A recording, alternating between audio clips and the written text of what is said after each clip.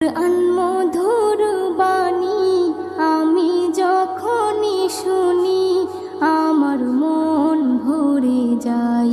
শোনো মুমিন মুসলমান, পড়ে দেখো না কোরআন, কত শান্তি পাওয়া যায়। কোরআন মধুর